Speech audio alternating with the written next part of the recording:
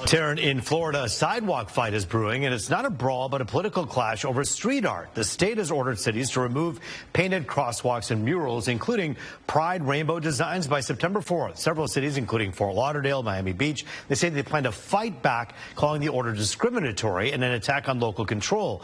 The showdown could end up in court, with residents and community groups vying to defend the art. Oakland University political science professor Dave Giulio joins us in studio to talk about that and some other issues that are brewing right now in Washington that affects all of us here at home. So let's begin with this, Dave. And first of all, thanks for joining us here. Thanks for having me. So when we look at the sidewalk art, we're hearing people at the federal level and the state level, namely Republican leaders, saying, hey, you know what? Your sidewalk art, it's political. We don't want that distracting people. What do you make of that?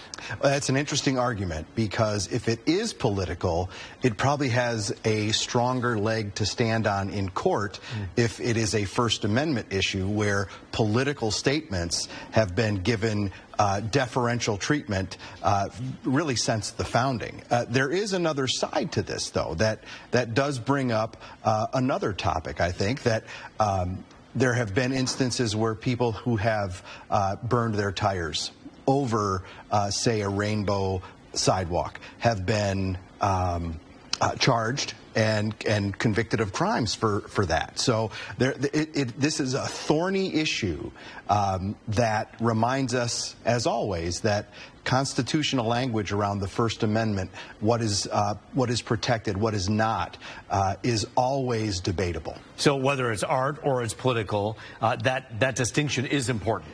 Very much so. Although art can also be a political statement, and we've seen in cases through the years that there's been, again, great deference given to folks who are using art to make a political statement. Let's talk a little bit about the constitutional rights of flag burning. We know that it's protected per se, but the president is pushing an executive order that essentially says if you burn a flag, you get a year behind bars. How much weight does his executive order have, and how viable is it? There is next to no chance that this executive order is found to be constitutional in court. As you mentioned, it has been found to be a constitutionally protected right to make that kind of political statement. It goes all the way back to 1989 in a Supreme Court case, Texas v. Johnson, where the court, very divided court, 5-4, found that indeed a burning of an American flag is thought of as a political statement and therefore protected speech. Although we are finding that this administration is finding somewhat of a loophole in the sense that you can't burn a flag just anywhere. In fact, there was a U.S. Army veteran who burned it outside of a park near the White House and did get a violation for that. So right? there are elements to all of these executive orders that are limiting in some ways, but in this case, it's a way that it can actually be enforced, right? There are places where you can't have a fire.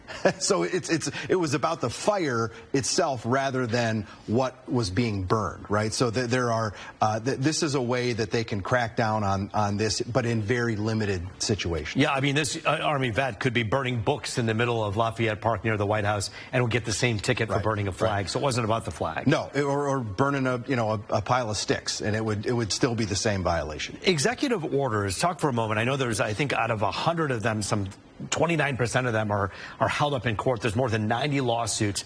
This president, is he trying to make a point from a political stature by pushing these executive orders, or do you think he actually believes that these are viable measures? I think that it depends on the order that you're talking about, right? And with this one, I imagine, and I'm certainly not on the inside of the White House, but I would imagine that Trump thinks it's a bad thing that people burn the American flag. And he's using the levers of power that he has at his disposal to try and do that. And to some extent, it doesn't matter to him if the executive order goes into a court case and gets thrown out, because he's made his point.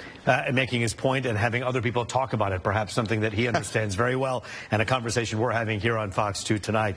Dave Giulio, political science professor, always great to see you. Thanks for joining us here tonight. Taryn.